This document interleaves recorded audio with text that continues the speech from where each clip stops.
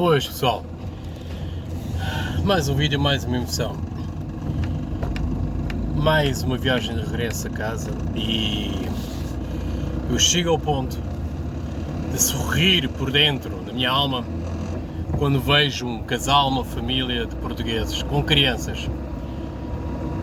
Sério, sorrio. A minha vontade é de felicitá-los, apitar, acenar-lhes e dizer obrigado, parabéns, muito obrigado por vocês existirem. Cheguei a este ponto. É algo muito crítico. Eu tenho que começar a apresentar mais imagens do tipo de utentes que utilizam os mesmos espaços que eu. Por muito que eu faça, e faço quase que diariamente, não consigo acostumar. Não se trata de racismo, não se trata de xenofobia ou o que vocês quiserem. É um facto. Quando vocês se sentem-se estrangeiros no vosso próprio país, onde há 15, 20, se calhar nem tanto tempo, 30 anos, eu conseguimos realmente frequentar, utilizar os transportes coletivos e sentir uma comunhão étnica, racial, com o seu próprio povo, sentir que estava entre os meus. E é óbvio que a gente nunca se sente 100%, não é? Porque infelizmente há portugueses também de todo o tipo, e feitios, e afins. Mas nada que se compare ao que está a acontecer. Uma sociedade minada de propaganda, de modas, tendências, que vão sendo disseminadas mentes fracas de muitos portugueses, como a questão da adoção dos animais, como a questão da homossexualização, como a questão de relacionamentos interraciais, como a questão de simplesmente não terem filhos, quer dizer, entre outros. Torna-se realmente bastante crítico e sinto-me realmente como aquele sapo que está a ser cozido e lumbrando. Eu acho que todos nós devemos sentir isso, porque, pelo que eu percebo, isto não se aplica apenas aqui na margem sul do Tejo, embora seja uma zona que sempre foi muito acentuada, a nível realmente de ocupação por parte de alógenos, mas a verdade é que nunca chegámos a este ponto, e está-se a tornar muito complicado. Eu penso que cada vez mais há necessidade de nos organizarmos, porque ainda nos encontramos em maioria, já estou farto de dizer isto, mas a partir do momento que nós a organizarmos, a partir do momento que consigamos perceber o nosso potencial humano e trabalharmos como coletivo, uniforme, organizado, com objetivos, tudo sincronizado, eu acredito muito rapidamente a gente conseguir resolver isto. Uma questão de dias, semanas, estava resolvido. E desimagina-se aqueles que acham que o André Ventura ou o José Pinto Coelho poderão ser efetivamente a solução. Não são, nem em 10, nem em 15, nem em 30 anos, não são. Ao ponto de neste momento eles já terem cedido ao politicamente correto e apresentarem-se com halógenos dentro das suas direções. O Chega teve o Gabriel Mitar Ribeiro como vice-presidente, quer dizer, a partir daqui eles têm-se tornado a sua própria antítese, a sua própria nêmesis, tudo aquilo que eles têm estado a propagar, ou pelo menos no caso do PNR/ERT, têm estado realmente a propagar durante todos estes anos. Estão-se a transformar naquilo que mais se opunham. Não pode ser. Nós temos que voltar às nossas pelejas ancestrais, temos que voltar ao nosso estado de espírito ancestral e simplesmente temos que retirar o tubo da matriz e começar a tirar os olhos dos ecrãs e começar a olhar para o que está a acontecer à nossa volta. Estou farto de dizer isto. Nós temos que perceber o que está a acontecer. Já não se trata de eles estarem a fazer isto gradualmente e esta gente estar-se a misturar cada vez mais connosco, a ocupar, a transitar os mesmos espaços que nós. É muito mais que isso. É a nossa apatia, nossa alienação que nos leva a sermos encurralados, estarmos a ser enganados por parte daqueles que muitos portugueses, milhões de portugueses, colocaram o seu voto. É impossível acreditar nesta democracia. É impossível pensar que isto vai lá só com conversa. É impossível. Mas para algo ser feito, é necessário que não sejam 60, não sejam só 6 mil, sejam muito mais. É óbvio que na história de Portugal constatou-se que às vezes uma dezena, uma mão cheia, 2 mãos cheias de golpistas revolucionários foi suficiente para terem derrubado e substituído este regime. Dou-vos o exemplo dos capitães de Abril. Antes disso, dou-vos exemplos da maçonaria carbonária. Eram dezenas, poderiam ser centenas, mas o povo português, mesmo nessa altura, já se encontrava em milhões. Como é que foi possível ter substituído a monarquia por judeus, maçons, carbonários, republicanos? Como foi possível que os patriotas do tempo de 74 tivessem prometido que uma dúzia, 2 dúzias de militares tivessem realmente provocado esse golpe de Estado? Não foi nada mais que um golpe de Estado. E agora em que ficamos? Temos a democracia? Para quê? Para estarmos a ser cozidos e inobrando? As soluções nunca mais aparecem? As pessoas trabucham, estão insatisfeitas, a maior parte já migraram. Muito do nosso capital humano, mesmo aquele desqualificado, obviamente sem ter uma orientação técnico-profissional, mas também, sem desprezar os primeiros, mas também a mão de obra qualificada, as nossas mentes, os nossos melhores cérebros estão a ser mal empregos em outros países. Porque simplesmente nesta República Democrática, como eles costumam dizer, neste terceiro regime abrileiro, não conseguem criar as condições sociais e económicas para que os jovens, para que os profissionais, para que haja tantos empregados sem qualificação, sem orientação, tinham realmente que emigrar. E depois temos isto, a ser substituídos a nível populacional por parte de seres mundistas que, comparativamente ao um trabalhador sem qualificações, é simplesmente um trapo esfarrapado, cheio de porcaria, que se utiliza para se limpar o nosso pequeno e pobre país. Eu percebo porque é que muitos emigrantes portugueses têm votado cada vez mais à direita. Eu compreendo perfeitamente. Eles são vítimas deles próprios também, ao facto das condições socioeconómicas, muitas vezes familiares, comunitárias, e a nível de falta de investimento empresarial nas suas zonas de habitação, mas também e sobretudo por parte de falta de políticas, ou melhor, políticas de estrangulamento económico.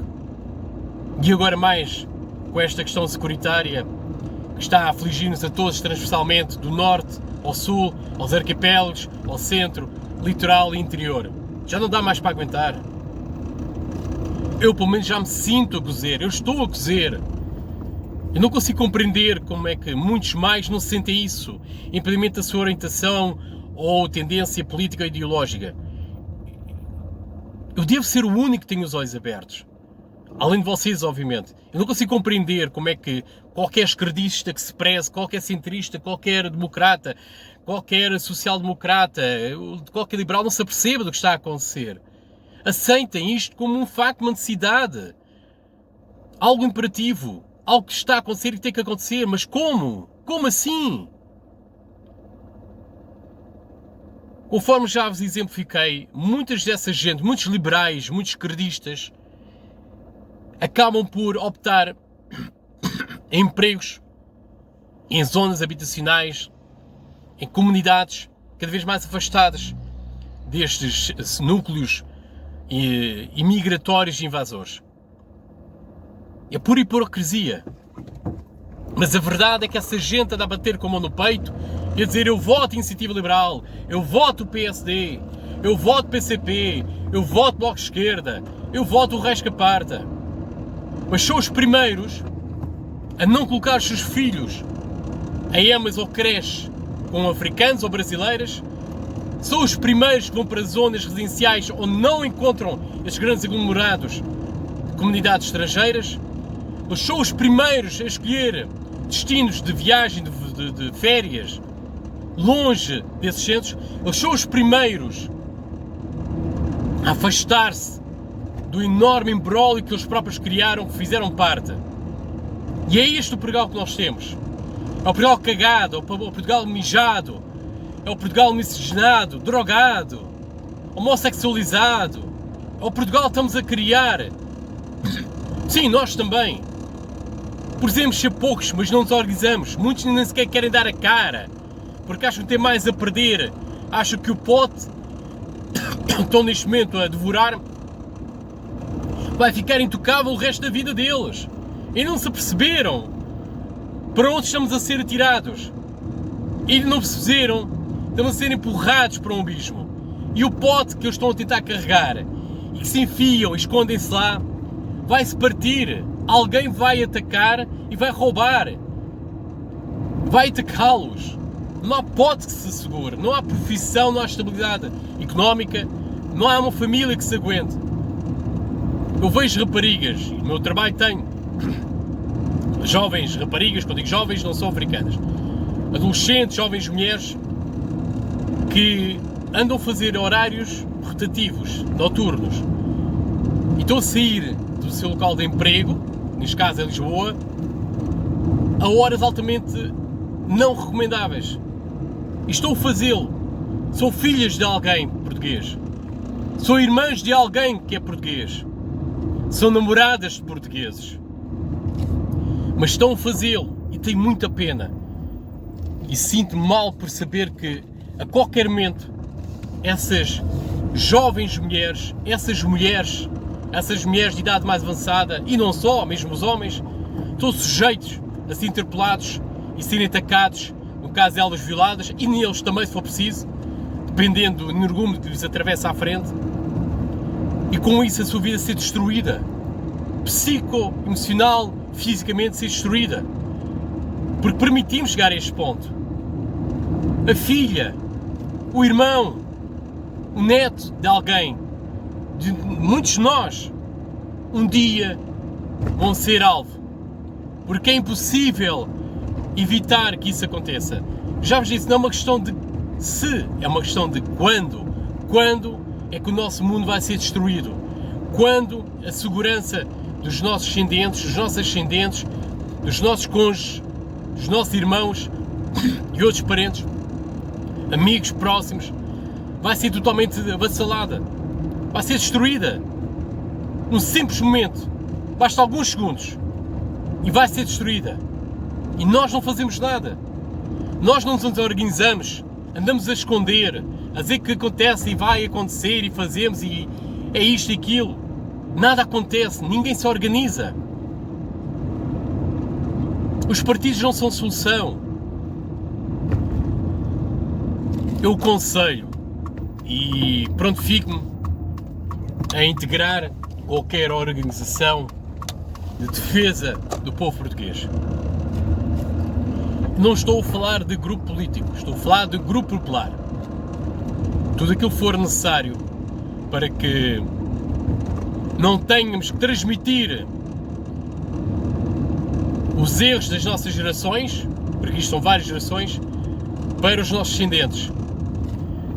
Porque se isto já está a ficar muito complicado, imaginem com multiplicação de natalidade da parte desses halógenos invasores, imaginem a carga de trabalho, as perseguições, o medo que eles vão sentir nessa altura, daqui a 10, 15, 20, 30, 40 anos. É impossível assimilar isso, é impossível. Já mencionei isso num vídeo de reação ao meu Mário Machado. O próprio Mário Machado está a dizer: não vamos fazer nisto nesta geração, vai ser na próxima, vai ser mais tarde, não se preocupem, alguém há de fazer. Não, meus amigos, nós temos que fazer, nós temos que arregaçar as mangas e cumprir. Nós estamos cá com um objetivo, não é só viver a vida louca, não é só usufruir dos frutos do nosso trabalho, não é só andar a passear nas praias e assistir jogos de futebol e estar agarrado ao comando no sofá. Nossa vida tem que ser muito mais que isso. Nós temos que nos organizar, porque de certeza que existem muitos mais além de nós que sentem o mesmo, que vivenciam o mesmo, que estão revoltados. E é nesse intuito, e é nessa esperança que eu acho que devemos contagiar os outros, partilhar informação, demonstrar aos outros e transmitir que eles não estão sozinhos, não são os únicos. Nós estamos juntos e da parte deles muitos mais contactos vão estar dispostos a tomar ação, a arregaçar as mangas e a agir. Posso-vos dizer, em conversa privada, um rapaz que vivia no mesmo prédio que eu, quando eu estava com os meus pais, agora é polícia, e pelo que percebo deve ser polícia infiltrado, PJ, já foi fuzileiro, já chegou a ser guarda de vigia, o que é junto de um dos palácios presidenciais, num palácio presidencial.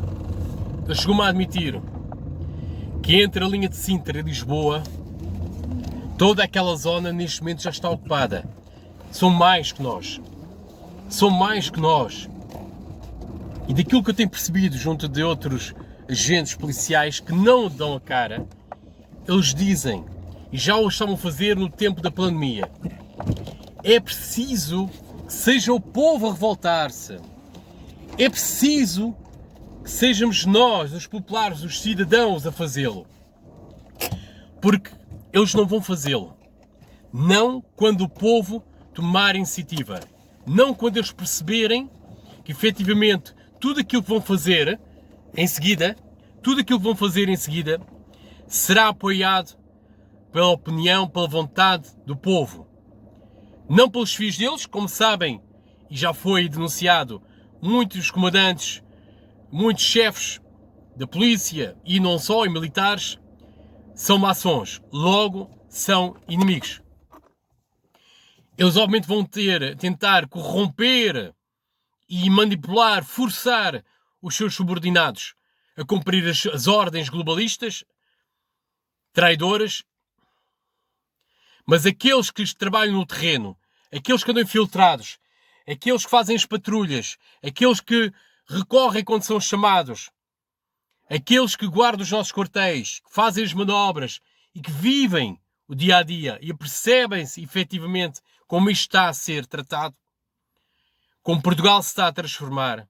Acreditem que há muitos militares e polícias, e não só, que juntar-se-iam ao nosso combate. É preciso não ter medo. Nós temos o direito de reivindicar e proteger a nossa soberania. Temos o direito de defender a segurança dos nossos, da nossa comunidade, de nós próprios, do nosso país.